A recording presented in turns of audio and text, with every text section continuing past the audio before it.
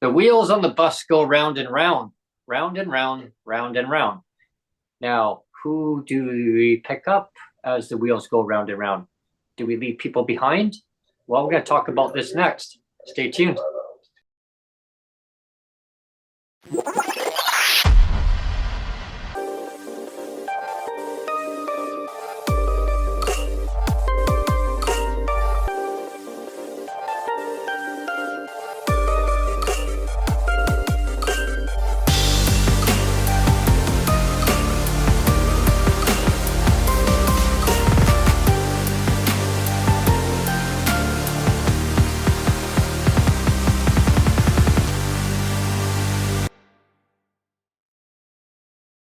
Hi, thanks for tuning in to PWD Allies podcast. My name is Brent Frain. I'm the host.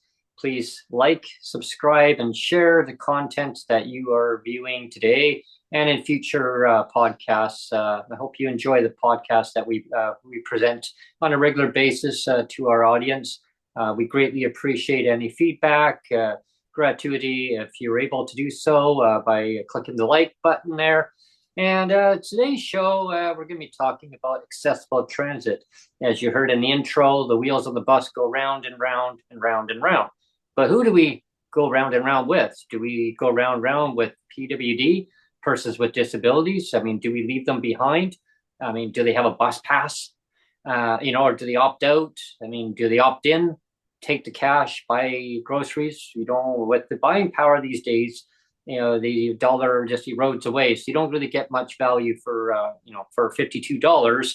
But if you decide to have the bus pass, well, then now you have to go without groceries. So yeah, I mean, it's a choice that PWD and BC have to make all the time, right? Once upon a time, we used to have the $45 a year bus pass. Yeah. Pay one fee and you have that bus pass. And I'm glad you're starting there, Brent, because I wanted to start exactly there. Yep. Let's start it at letter A and go to letter Z. But letter A is the fact that somebody with a disability, uh, she used to be the Minister of Social Development here Mm-hmm. in BC, Mrs. Michelle Stilwell. Mm-hmm. She herself was a person with a disability in a wheelchair herself, a Paralympian. She's somebody that should have known better. She should have known better. Having a disability herself, she should have known better. And she listened to five or six other people, said this situation's not fair for us. Mm-hmm. So please take away the bus pass that's helping uh, like 99.9% of the population. Please take it away Mm-hmm. and make it more fair for the 0.001% that is unfair for. Mm-hmm. You know, so stupid, so stupid. Well, yeah, and it makes no sense because the fact is that people need to have accessible transit, and when they don't have accessible transit, when they need to take a traditional or conventional bus, if they're able to take the conventional bus, or they have a handy dart, which then handy darts, you still have to pay a concession fare on the handy dart, even if you do have a bus pass. So say that bus pass was still brought back. Now on the handy dart, you still have to pay a conventional fee as a subsidized amount, which is like a senior's amount, Mhm. which is okay. If you have to take it to a medical appointment, if you have to do grocery shopping, usually the priority is for medical appointments. Then they will make other exceptions of grocery shopping with taking the handy dart. Mhm. I have taken handy dart in the past, only for a few occasions when I needed to, when there was a bus strike that was on, and Yeah. yeah, basically handy dart was actually operating because they're a separate union away from the transit, so they were still running. Uh, However, they didn't want to cross picket lines, so they made arrangements with the bus company at the time that they would make sure that it was the essential service that was Mhm. still running, but only for emergencies. And my situation was an emergency that at the time that I had to take the handy dart. I wanted to take the transit bus because it would have taken me directly right where I needed to go. But now, unfortunately, a labor dispute shut down the service. Now, here we are, fast forward, decades later, and now I'm in Victoria, and I can't go to Duncan to connect up to go to Nanaimo because there's a labor dispute with Transdev, who is contracted, who has the contract for BC Transit. So BC Transit, just for our listeners or viewers, BC Transit used to be just BC Transit all the way across BC. Yeah. Okay, We kind of mentioned that very briefly on the last episode. We were talking about, that so many of the crown corporations, so to speak, right? Mm-hmm. And BC Transit used to be one of those. Mm-hmm. And it was province wide, and it used to work really good. Oh yeah, And then it became this quasi public private thing. yeah. And yeah. Well, yeah, and BC Transit. I mean, they basically would provide basic services for the public throughout the province. Now, the problem is that with the BC Transit going on strike, it actually leaves people stranded in the community, Mhm. so they cannot go from Victoria to Duncan, Cowichan Valley, as people would know the valley because it's a very large area. Duncan is a community in the Cowichan Valley. There are different districts. There's Shawnigan Lake, which is in Cowichan Valley, then Duncan and surrounding areas. Now, there's a number 66 bus, which is a 66 CVX, they call it. It's a express bus that goes from Duncan. And Duncan, Cowichan Valley, is the one who provides that service to Victoria, the capital city for BC. Victoria does not provide that service, and I still don't understand why they can't provide their own bus service to go to Cowichan Valley. Mhm. Now, that would alleviate a lot of problems right there because Cowichan Valley only have 4 buses a day during peak hours in the morning. That's But that's like the song, Brent. 4 hugs a day, that's the minimum. 4 hugs a day, not the maximum. And so you can change that to buses. yeah, yeah, 4 buses a day, that's the maximum. that's the maximum. Or sorry, that's all there is. That's the maximum. It's like, sorry, folks, that's all you get. That's all you get. Those buses run during peak hours, so they've got 3 very early morning, before 7 o'clock or around there. And then another one they pushed forward. The last one was actually grouped with the other 3 of them. They pushed the other one to 9:26 in the morning, leaving Duncan to Victoria, and it turns around and it leaves Victoria at 10:45 during the week. Actually, no, sorry, no, sorry. It gets there at 10:45. It doesn't leave till 1:45. So they take a 3-hour break in Victoria, that Cowichan does, for 3 hours. Yeah, 3 hours.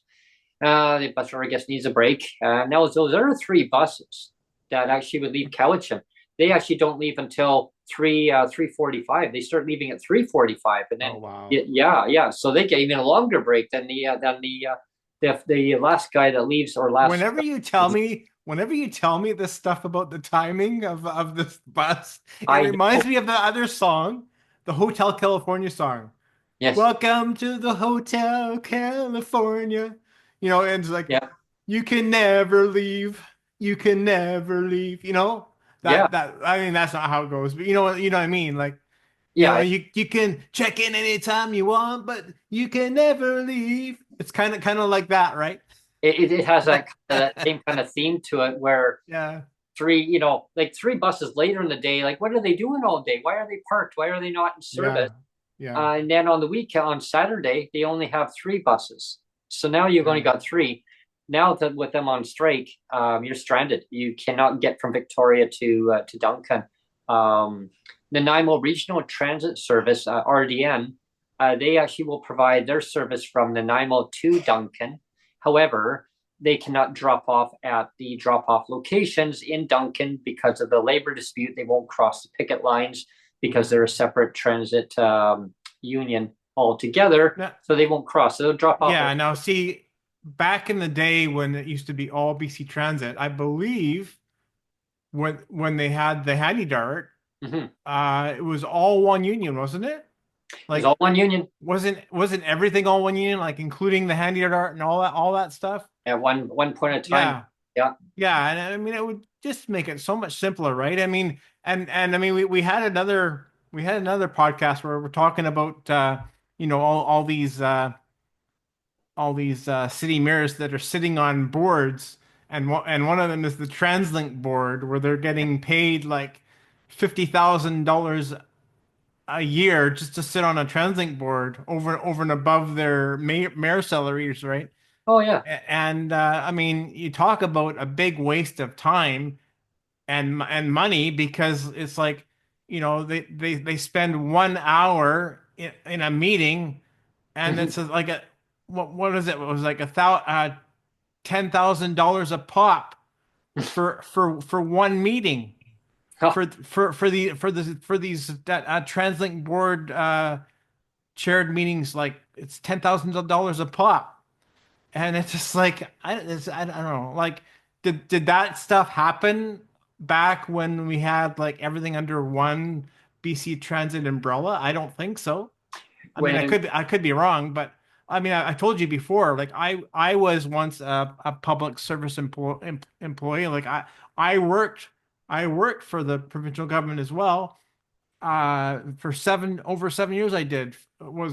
I started with the environment ministry, and I did 4.5 years there, and I did 2.5 years or so with the Ministry of Transportation and the Highways. hmm And not once did I get paid extra to go to a meeting. hmm Like, I just got paid my base salary, and like I think I topped out uh like the maximum salary that I ended up getting back in the day. And again, this was like back in 2002. I think it was like $60,000, and so it was a decent salary back then, right? Oh But yeah. I never got an extra like $1,000 for a meeting, Yeah. you know. But I mean, this is what these guys get now.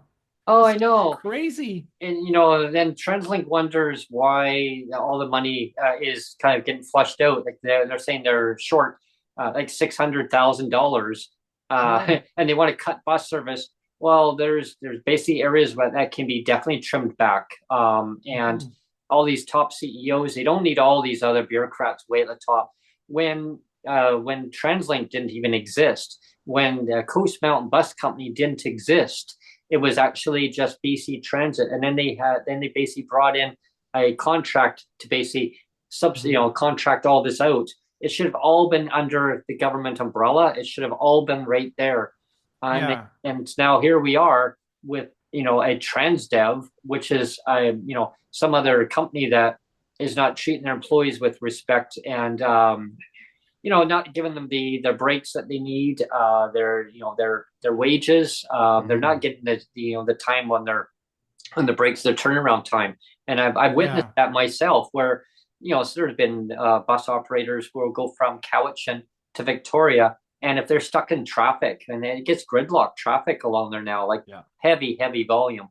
They don't even have time to even have their break to turn around and go back again, and it's not just a Yeah. hop, skip, and a jump on the bus. Yeah, I know. Like, I told you before too. Like, I used to ride the bus a lot, like Mhm. a lot, a lot, a lot, and I got to know a lot of the bus drivers really well. And they would pour out their heart to me sometimes and say, this sucks that I don't even have time to pee. I can't even Yeah. pee. Well, Like yeah, literally, yeah. like literally they can't even pee because they got to keep going. Yeah. And I mean, it was, and again, like, this is all stuff we've touched on, I think, on the last podcast, where I said, there has to become a point where I think the government has to come back to the point of, like, let's stop worrying about that it has to turn a profit. Mhm.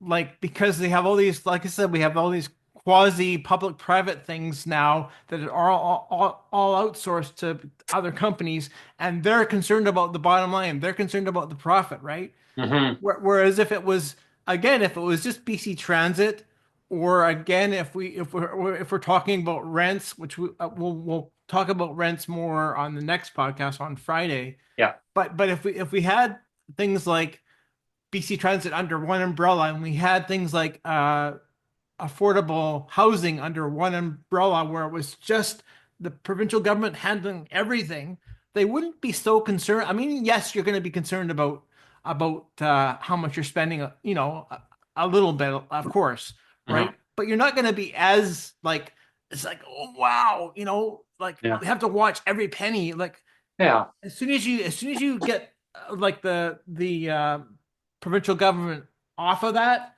and into somebody else's hands, they're concerned about all of that, Hmm. and then it becomes this big money grab of how quick can we turn a profit on everything.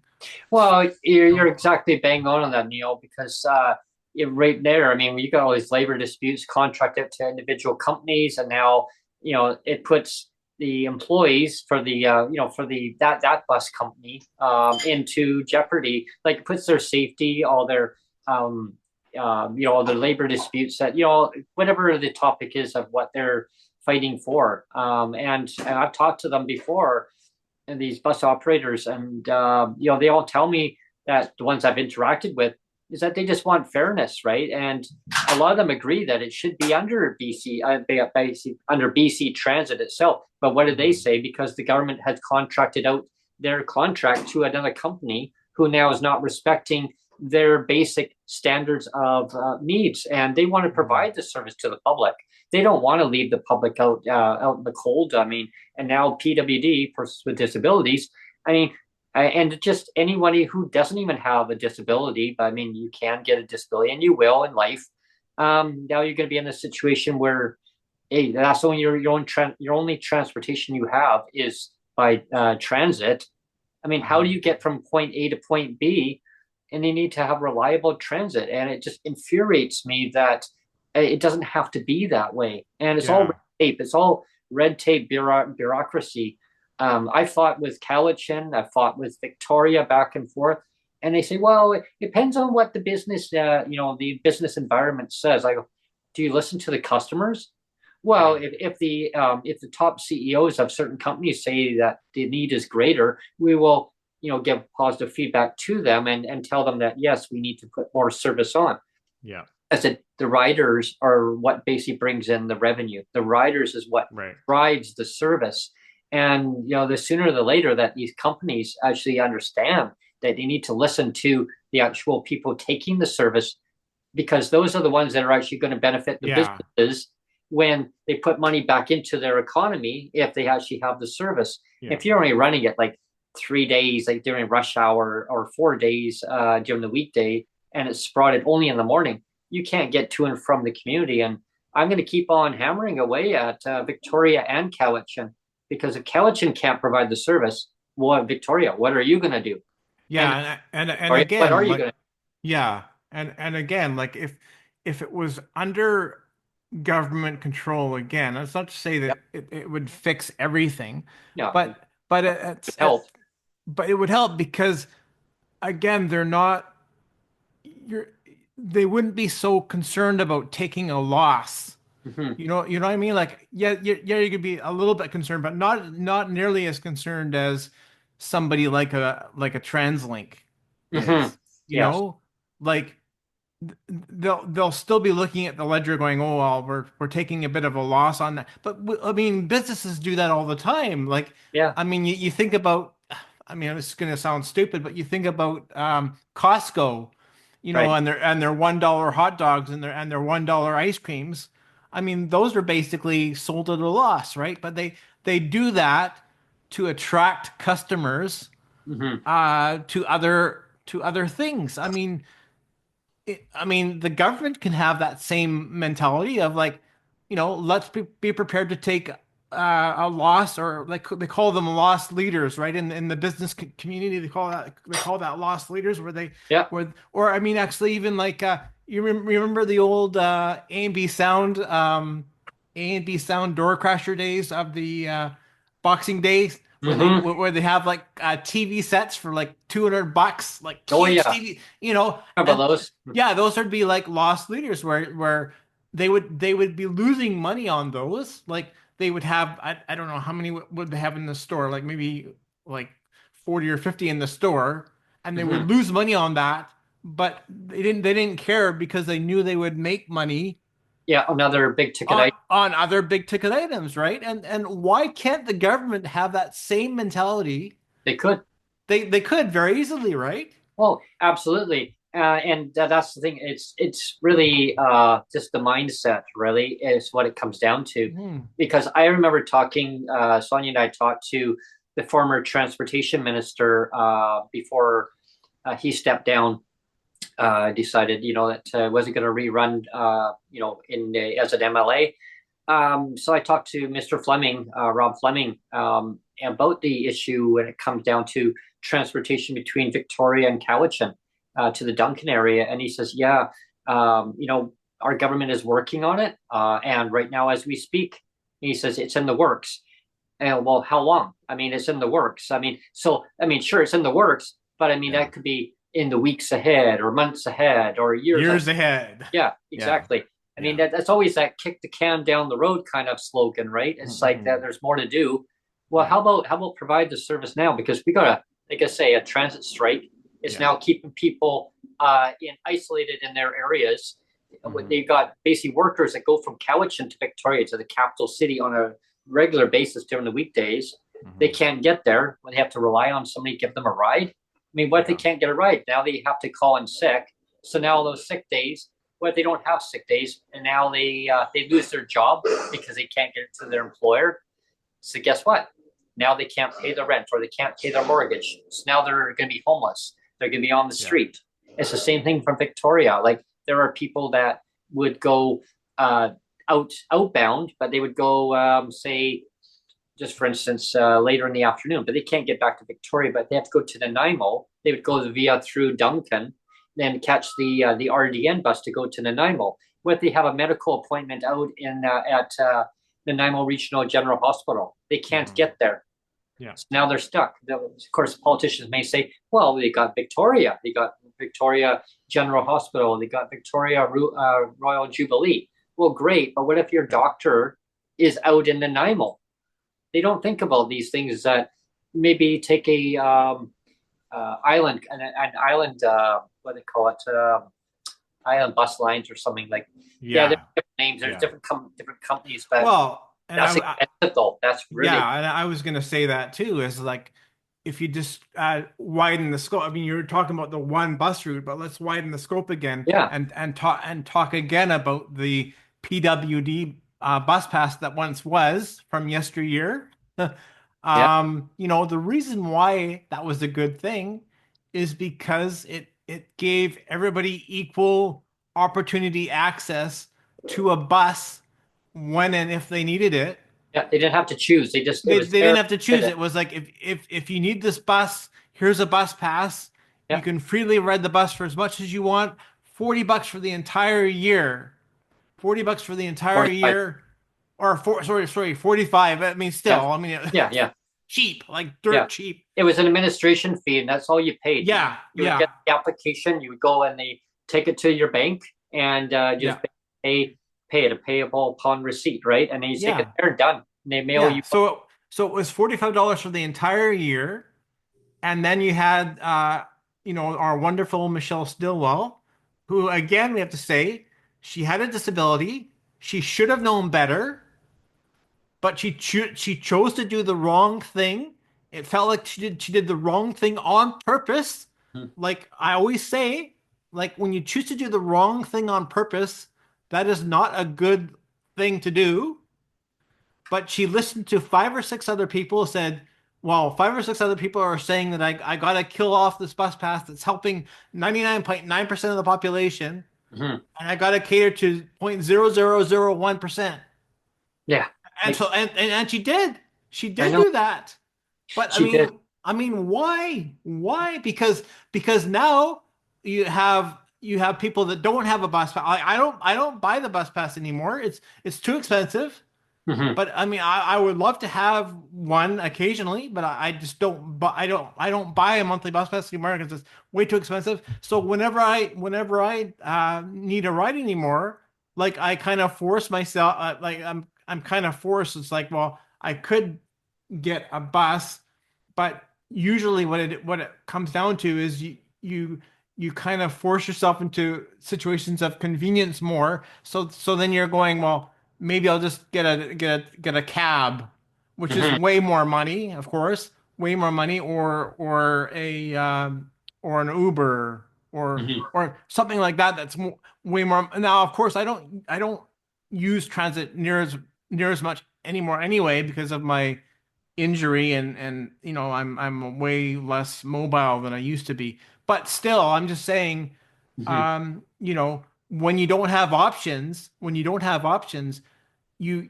you tend to only depend on more expensive options, right?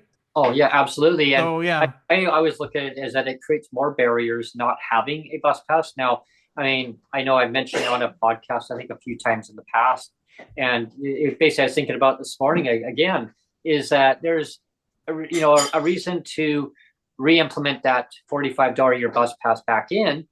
And here's a remedy: is that all you make it as a photo ID.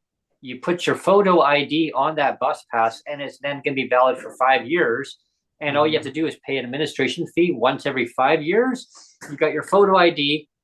It's just like your ID, or your person has a driver's license. Just your ID is actually on there, and now it can't be manipulated because it'd be administered by the through ICBC in British Columbia, and how they make those IDs now it's pretty high tech.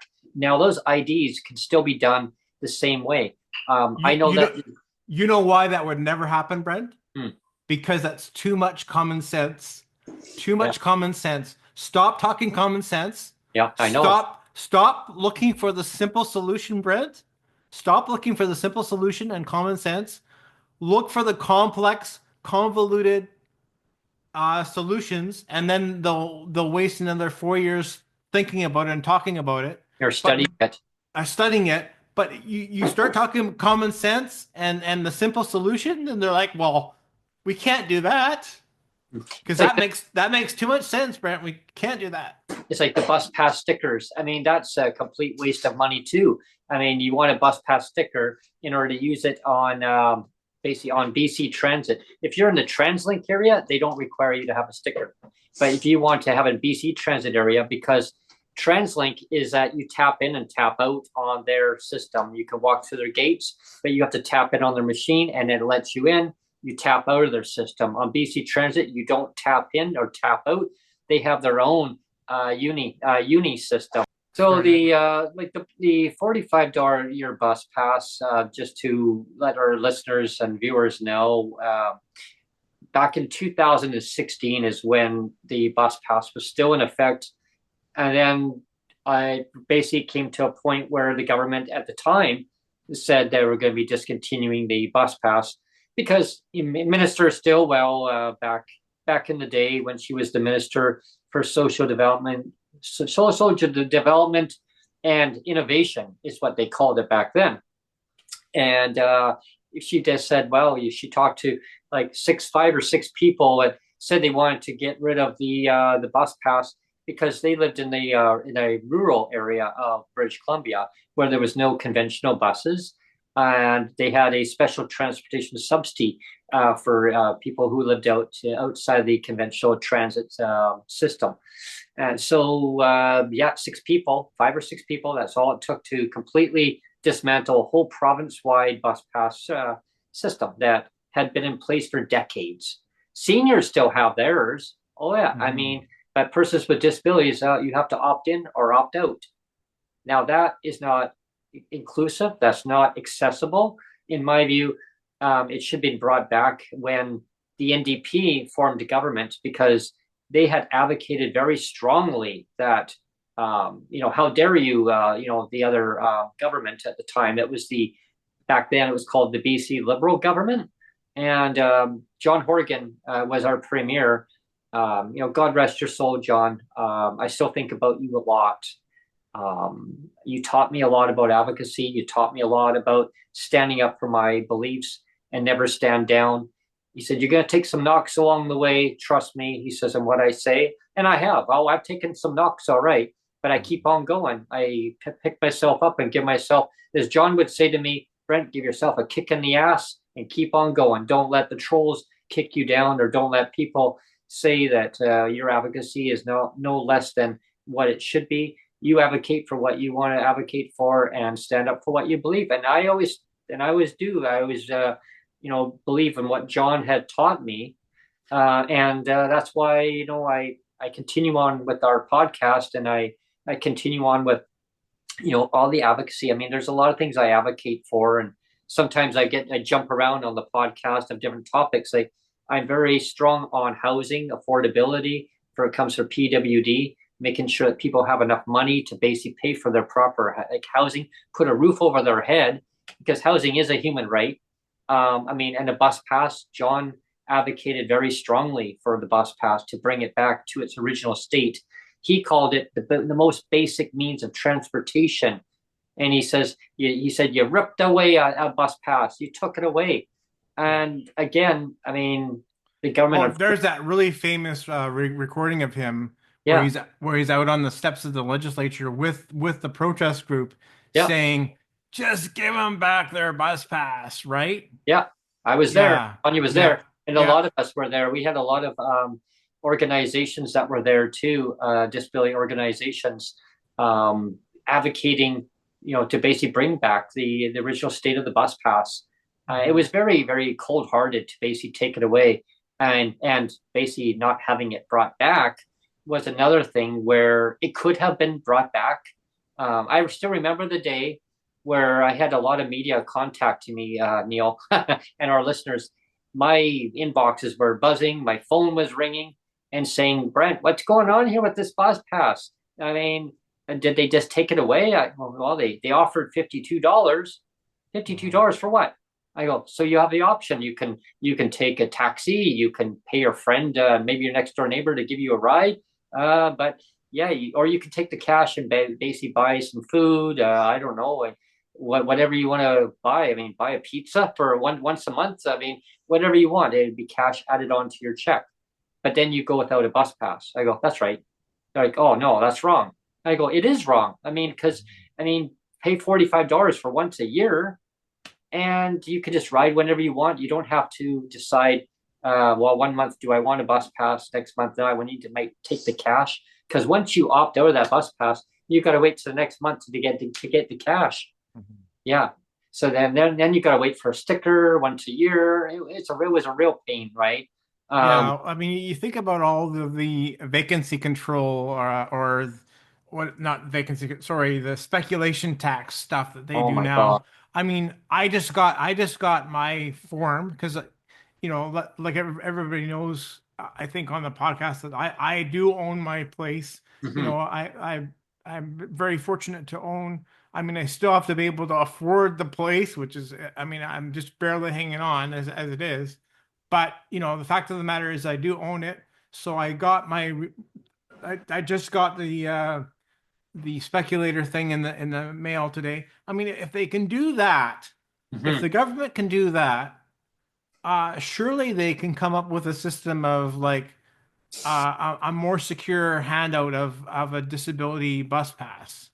Because I mean, the thing about it before, and you can kind of understand a little bit, is that they were worried about, because they get people like, oh, I lost my bus pass, and then people would buy another bus pass and then be selling it to somebody else for a profit or whatever. And I mean, that did happen. Yeah, I That did hear that that. It wasn't huge. It was very isolated. Yeah, I mean that's the thing too, is yes, it happened, but it was so isolated. I mean, again, you're talking about a small handful of people, a very small handful of people that might have been doing that basically were wrecking it for everybody else, right? Mhm. And it's the same thing about, I mean, it's the same thing almost with the Stilwell example, where basically Stilwell blew up the whole bus pass in Mhm. favor of the opinion of five or six other people. And you shouldn't have that mentality of, well, let's kill off the bus pass because five or six other people are really abusing the system. Because the fact of the matter is, most people aren't jerks. Mhm. Most people aren't going to abuse the system. I mean, yes, there are going to be always people that are going to be jerks and abuse, but I mean, it's a very small percentage, right? Well, the individuals who didn't have a bus pass were in the rural area. They were given a yearly check for $792, and so they would go and maybe buy insurance. Or maybe help somebody else with their car insurance, so they could just take them where they needed to go to. But it was a lump sum, and Hmm. so that was taken away completely, and they were given $52 each. So everybody across the board was given $52 each. And Minister Stilwell at the time had said she felt that was equity in the system, fairness and equity in the system. Yeah, well, she obviously doesn't know the definition of equity. Yeah, well, exactly, because fast forward, I mean, over time, people kept telling me like, I missed the bus pass. I want that bus Yeah. pass back. And then I would love to have a bus pass yeah, back, but there's just but no when way. then Yeah. I was told by some of the media who were checking up and following up with about the bus pass back in the time, back in early 2017 when they transitioned, when the NDP formed the government. They had told Some of the media had told me that apparently the current government, they said the NDP said that the computer system was dismantled by the other administration and it was going to be too hard to put back together. Well, FYI, folks, I used to build computers when I Yeah. was a kid, and I used to tear them apart and put them together. Yes, amazing. I mean, even with my, Yeah. my vision, I was able to Yeah. certain things where I just get my hand out, I would feel it. I would know how to connect certain things in together, Yeah. and I would actually get a little microscope, and I would focus right in there, and I would actually start putting these computers back together. I would do the same thing, Brent. I mean, Yeah, that's what I got paid. That was the yeah, bulk of my career. Most of my life was actually taking things apart, putting them yeah. together for computers and stuff like Yeah, that. me too. And then I would program them with DOS, and then I would put the Hmm. operating system on. Sometimes the disk drive, the connector cord would actually start rubbing against there, and you'd be so Yeah. careful with it didn't get close to the fan or anything else. It'd be like, Yeah. it's like, Yeah. oh, what's that smell? Oh, hang on. But the idea that I'm sorry we destroyed the computer. There's no way. There's no way we can build another one. Like there's no other computer in the world that we Oh, can I know. replace it with. I mean that the idea of that is just crazy. And I mean, I feel like this is turning into a whole bunch of songs, but Yeah, I just have I'm in a song mood today. Like I guess yeah. I guess I Well, should be doing karaoke or something because I'm thinking about that song, like the um, someone left the cake out in the rain, and it took so long to bake it, and I don't think I can take it, because I'll yes. never have that recipe again. You know that one? And Yes. it's That was like, Jurassic Park. That was kind of like was the song it? from Jurassic Park. Yes. Okay. Yeah. I remember, but But I you mean, change the words with it, and actually it would make sense. We could make a whole song into that because I mean, if you look at even like we talk about the bus pass, the fiasco of it is dismantled, too hard to put back together. I mean, when I went over to Best Buy Mobile, I was talking to they call it the Geek Squad, and I was mm, talking to them about the bus pass, and they started laughing and yeah, laughing at the government. And they said, yeah, that is the most ridiculous thing I've ever heard. You are talking to the Geek Squad here at Best Buy yeah, Mobile. They knew computer stuff.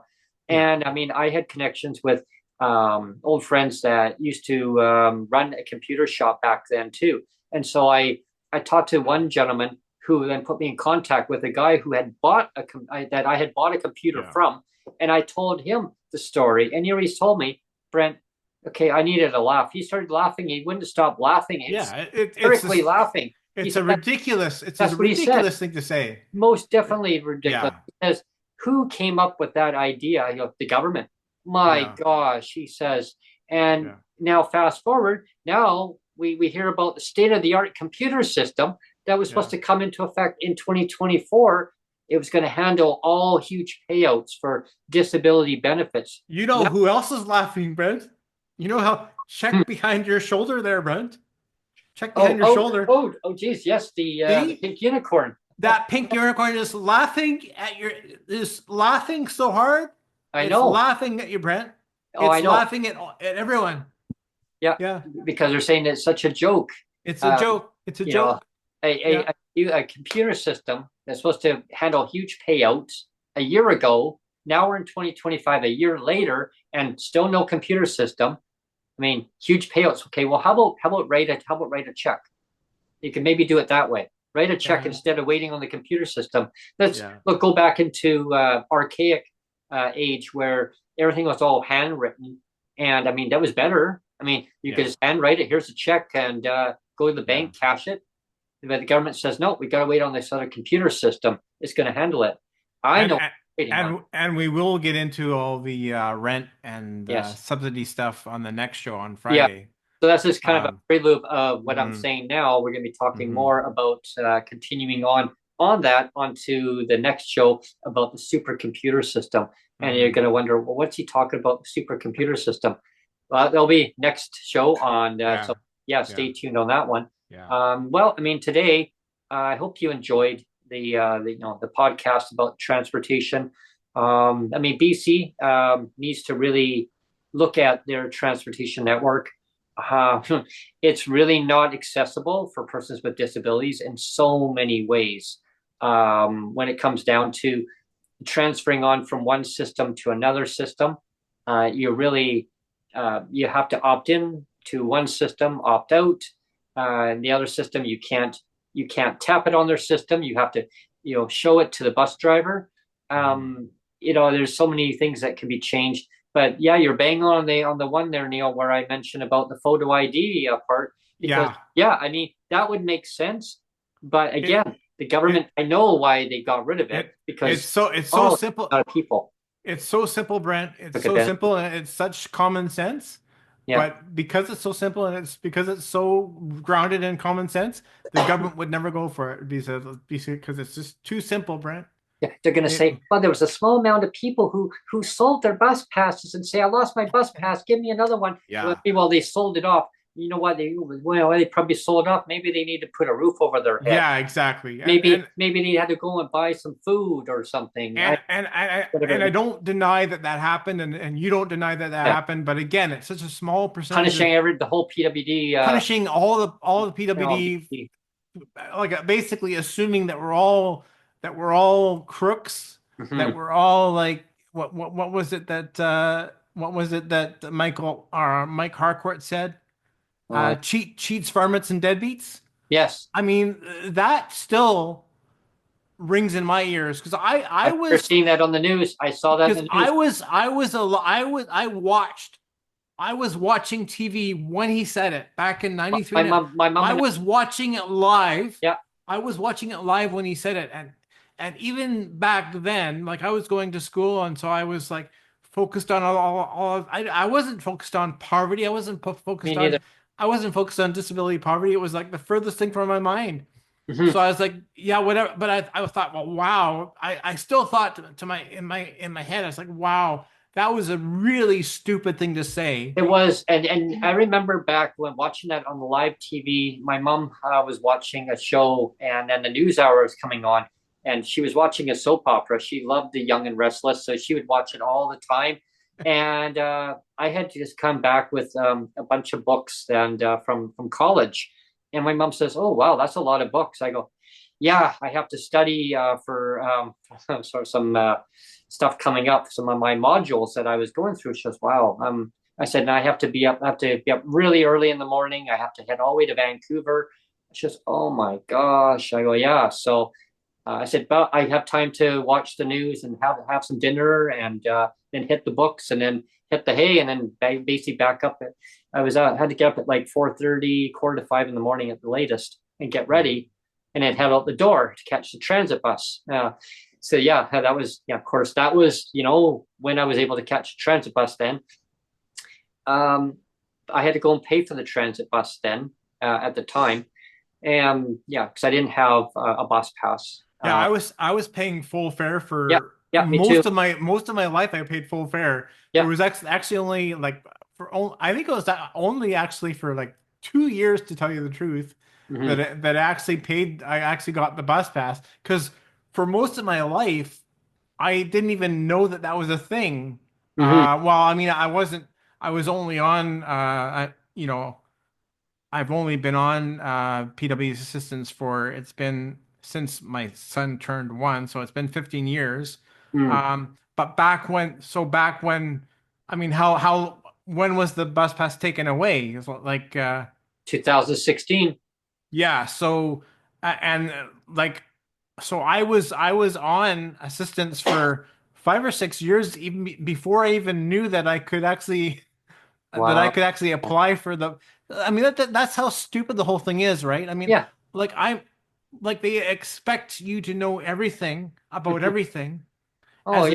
as a disabled. I don't know anything about anything. Like, Well, it was back in my first time signing up for PWD assistance, and so you just assume that people are going to tell you, "Hey, there's this program where you can get this subsidized bus Mhm. thing," and I mean, I was on it for quite a while before I even knew it existed, and then by the time I knew it existed, they took it away. Well, exactly. Like when Yeah. I took the bus and like it wasn't like the transit bus wasn't available when I needed it. I took Mhm. a conventional, like a big charter bus. It would come by the same bus stop, and I would jump on it because it would take me all the way to Vancouver.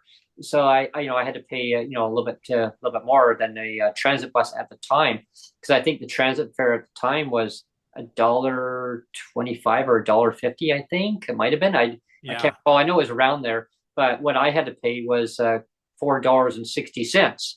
So Mhm. to go from my stop all the way to Vancouver, that was pretty good back then. I mean, people said, "Wow, that's cheap." Well, Mhm. to me, it was actually a fair amount, but I actually got the funding through VRS. Mhm. VRS actually had paid me my a transportation allowance, so I was Yeah. paid to go to and from college, and I would just take that. And they said, whatever means of transportation you want to use it for, that's up to you. Yeah. Here's a Yeah. check Yeah. every 2 weeks. They would give me did the Yeah, same thing for me too, and that yeah, same thing. I would get a transportation allowance, yeah, and I used it to buy a bus pass, but I used it to buy a full fare bus pass, like, yeah, you know, yeah. And I used it for that not a one, and I also subsidized one. used it for the transit too, so that if I wanted to Hmm. take the transit, it was there, or I took the other Hmm. bus. Sometimes I felt it was easier for me taking it all the way through because I could actually read the books while I was sitting on the bus, and the light turned light on, and just actually read. And I had a little basically like a handheld little magnifying glass. But then I got this other one. It actually was be over a page reader, so it actually Hmm. put it over top, and I was blow up the print so I could actually read it without straining my eyes. So I was, because I mean, I had to do a lot of that when I got into the college as it was. So Hmm. I figured, alleviate the strain, made it easier for me. But of course, back then, getting back to watching it on TV, my mom would be sitting down watching the news, and she saw this, and she said, "Turn off this filth." She called it filth. She said, Hmm. "Anything coming out of that man's mouth right now is filth, Brent." I'm like, my gosh! I said, "He's the premier, isn't he? Isn't he like the premier?" "Oh, I don't know what he is." She said, "Because that is completely disrespect." My mom was very vocal. Whoa! Hmm. I went, whoa. She goes, "No, not whoa." She said, "I go, I want to hear what he said." She goes, "No, yeah, I've had enough of this garbage." She's turned the channel. She says, "I'm Hmm. turning him off now." Like, whoa, she turned him off. She said, I've heard enough. She heard those 3 lines. She turned the channel. Yeah. And so fast forward, folks. Yeah, like that wasn't Yeah. good. And 30 years oh, later, keep standing up. we still have the echoes. We Yeah. still have the echoes of those words. Yep. We still have the echoes of those words in all aspects of PWD policy in Hmm. provincial government. I mean, Yep. that's the truth, isn't it? That's the truth. It is. It is. Is that those words have echoed down for over 30 years now, And nothing's changed. and Nothing. nothing's changed, Copy paste. it's all courtesy to bigoted thinking, courtesy of Mike Harcourt. A lot of the issues. I mean, and that stems. I guess it's all connected to transportation too, because if you don't have the transportation, you can't go to fix these problems. You can't go to fix take a ride out to the legislature, talk to the members of the Legislative Assembly, or you can't take the transit to go to your local MLA's office. You're stuck. I mean, unless you're lucky that it's your MLA's office or member of a Legislative Assembly. It could be MPP, I mean, in other provinces, or your MP, Member of Parliament, which is federal. But if you're provincial in BC, I mean, if you're lucky that you can walk there, or you can take your motorized scooter there. However, you can get to your Member of Parliament's office locally. If you can walk there, I mean, get there, sure. But in some cases, it's not accessible because they're further out, and you need to take that bus. So if you don't have a bus pass, now you have to rely on a neighbor or somebody else to give you a ride to then go there and talk to them about your concerns, and then hope that your concerns are going to be heard. Because unfortunately, there's another episode that we're going to be talking on the podcast in a future show, everyone. I'd love everyone to tune in. We're going to be talking about CLBC. And I'm hoping that we can get Tamara Taggart. If I'd love to get her on. I'd love to have you come on. And there's an episode, very touching story. If she's up to talking about it, the invitation is there for you. I'd love for you to come on and talk about it to our listeners, and just tell us what you've heard and what you went through. Because I mean, again, CLBC is a branch of the provincial government. And they were dismantled back in 2005 as opted out from the government. Again, that's another crown corporation. It used to be run by the provincial government, and they kind of said contracted it out. Same as BC Transit, contract out. But they was BC Transit. Well, no, we got TransDev, like today's Monday, and today Monday, February the 10th.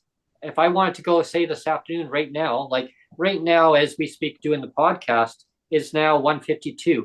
That bus that I mentioned earlier on the podcast, it left at 1:45. It was supposed to. You'd be standing at that bus stop. Where's the bus? There's no bus today. Like, they're on strike. So if I wanted to go to, say, Nanaimo, or Sonia wanted to go and visit her parents, she couldn't get out there. I mean, and who knows how long that bus strike's going to be. So again, accessibility is so important. Why can't we just get that E&N rail line going? Wow, wouldn't that be a concept? Or even if not that, you could use the same tracks and put like a sky train down that way, something to utilize those tracks, get people from point A to point B, rather than relying on a transit system that they're not sure, pass the buck over. No, maybe the other jurisdiction can provide it. Again, BC Transit. Contract out for Victoria has the contract out too, right? So it is the other one, and in Cowichan. So now you got two of them that are not providing the service. And there used to be one. Used to be all one that would provide all of it, right? Exactly. All one thing. I mean, we advocated for basic better transit for Nanaimo to basically come all the way up to Cowichan. We won that. Sonia, you remember that? Yes. Her and I advocated very strongly to get that transit from Nanaimo, their RDN, from Nanaimo downtown all the way to Cowichan Valley to Duncan. We won that. We are the ones who actually pushed them to do it. And so thank you, Sonia, for your advocacy on that too. Now we need to know. And Leonard Krogh, who's now the mayor of Nanaimo. And we sat in fairly heated debates, basically for the community. And I can still remember the one line I said. I got up there and they're like, anyone want to speak? I said, sure. So I got up on the podium. You can imagine what I had to say. So I said, that's a long walk. That's a long walk from Nanaimo to get all the way to Cowichan. I said, that's pretty dangerous actually walking on a highway like that. I mean, well, no. I mean, that'd be crazy to do that. I go, wouldn't it? It'd be crazy not to provide bus service too, wouldn't it? Yeah, I said, that's pretty dangerous, right? I mean, not providing service. It took a lot of work, but I'm very grateful that they actually did put the service in. I'd be more grateful than for them to commit to putting the transportation to the Duke Point Ferry Terminal. They did during COVID, when COVID was on. They actually had put the bus service from Nanaimo to Duke Point because Duke Point has no transit service to enable passengers who may want to take public transit to downtown Nanaimo. Because when that from Duke Point goes to Tsawwassen, now you've got the transit which is provided by TransLink, which is not BC Transit. During COVID, they provided that. They shut down Departure Bay Terminal. They diverted all the traffic, like for the transit. They took it away from there, but put it on the other one. They just never put it back. Yeah. Yeah, I guess people don't need to get to Duke Point, I guess. I guess not. So I mean, I want to see more interregional transit, basically connecting communities to communities. And definitely need to fill in the gaps and more reliable service so that you can get to and from that community throughout the day on the island. If people can go away from Low Heat Town Center in the Lower Mainland in British Columbia all the way to Chilliwack, and that's interregional transit, and it takes an hour and 20 minutes to downtown Chilliwack from Low Heat Town Center. I mean, damn well. I mean, BC Transit can do that on the island very easily, and it really just takes the legwork and communicating with each mayor in each jurisdiction and work together, because that's how they built the other one. They actually worked together, and as you said, yes, let's do this. Now that service we had took when it first launched, it was hardly anyone on the bus. I think there was maybe Sonia, 2 or 3 people on the bus when we first took it. Now they can't even keep up with the volume. They've actually had to put more service on, and because the need has actually become so greater, like I always say, put the service out, build it, and they will come, right? Put the service out, people are going to use it. If you don't put it out, nobody's going to know that it's there. Yeah.